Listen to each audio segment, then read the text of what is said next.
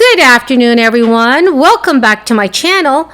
I hope that you're all having a wonderful and blessed Friday afternoon. Currently, multiple bills are being proposed and passed by lawmakers in Congress. Unfortunately, the Biden administration is unable to continue the $300 extra weekly unemployment benefits that Republican governors are ending. Here is your daily news report and fourth stimulus check update. Everyone, thank you so much for being here today. In a video later on this evening, I will announce the winner of this week's $75 Amazon gift card giveaway. You can still enter the giveaway.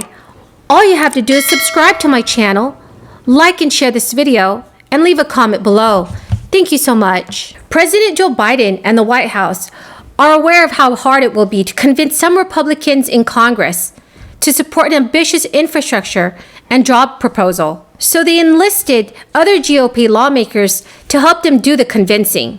Over the past few weeks, senior White House officials, cabinet members, and President Biden himself have held dozens of calls or meetings with local Republican leaders to talk about roads, bridges, and modern infrastructure investments.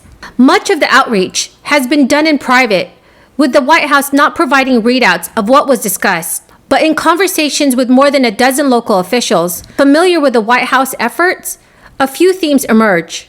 Chief among them is that the White House wants local GOP mayors and governors to convince the Republican representatives in Congress of the need to back up Joe Biden's proposals. Transportation Secretary Pete Buttigieg said in an interview, "One of the things that I think can reach members here in Washington is the fact that they're all from somewhere, and when they're speaking to their communities, and especially their mayors, they hear about the different ways that this could actually impact the communities that they represent." The local leaders described a White House strategy that attempts to harness the outrage these leaders feel over the infrastructure crisis they are facing and Congress's slow response to it. In the calls and meetings, the White House has tiptoed around how to pay for their $2 trillion plan, avoiding discussions about the tax hike proposals, which is unpopular with Republicans. In some of the conversations, Biden's administration officials conveyed that they understood that the discussions over revenue raisers could imperil a bipartisan package.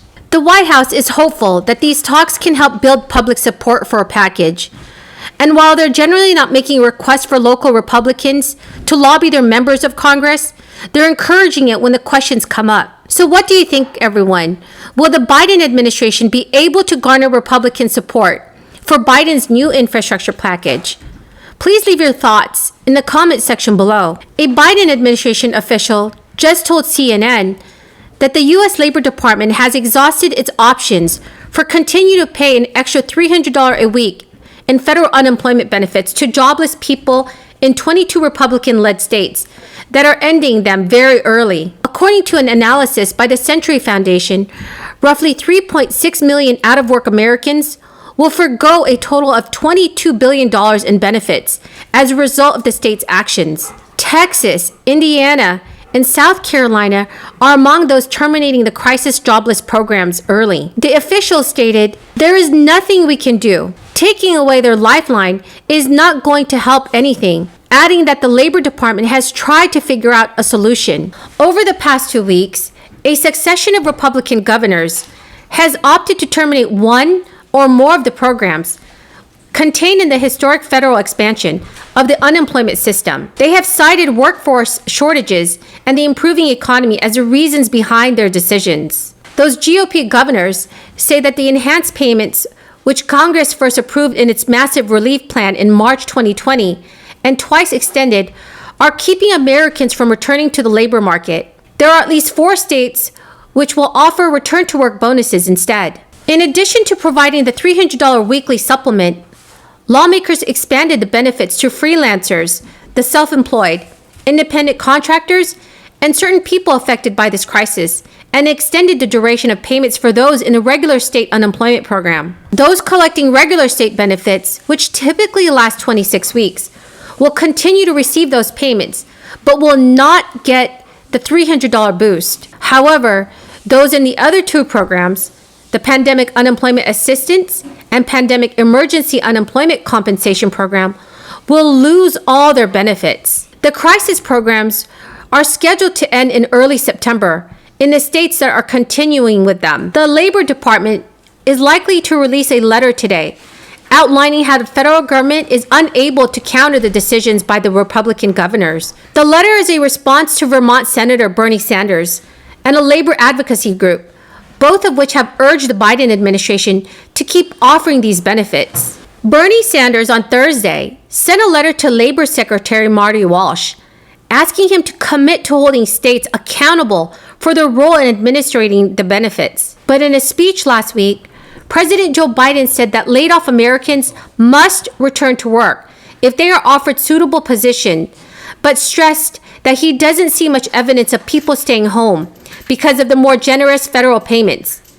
Biden also added, "The people who claim Americans will not work, even if they find a good and fair opportunity, underestimate the American people." I'll start with you, Colonel Melroy.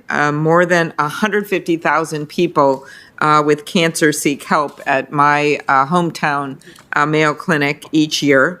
And recently, Mayo researchers actually, maybe you're aware of this, have been working with NASA engineers, computer scientists, and software developers in order to develop an algorithm to predict how cancer spreads.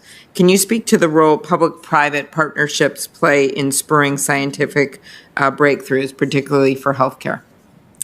Thank you, Senator Klobuchar. I think public-private partnerships come in many shapes and sizes, and the healthcare is ripe for those types of investments. And NASA has the unique capabilities of the International Space Station and a very robust life sciences community to support that. Very good. Sort of along the same lines, Dr. Spinrad, the Great Lakes Restoration Initiative, Lake Superior is pretty important in my state, is a program by the EPA and has contributed greatly to the restoration of the Great Lakes. As one of 13 federal agencies collaborating with the EPA, NOAA has been allocated over $178 million to help accomplish restoration goals using science, data products, and services. In your testimony, you note that you strongly believe that public-private partnerships are an essential part of economic development.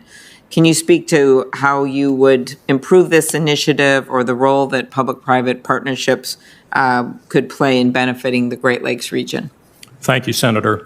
In short, I think the dialogue between the public sector and the private sector could be dramatically enhanced with regard to where should the provision of products and services start and end, who are the components that have key requirements. If you look at what's happened in the public-private sector in the development of commercial weather products, for example, there's some wonderful lessons learned there that I think could be applied to a broader dissemination of products and actually the expansion, the economic development. Later on this evening, I will be announcing the winner of this week's $75 Amazon gift card.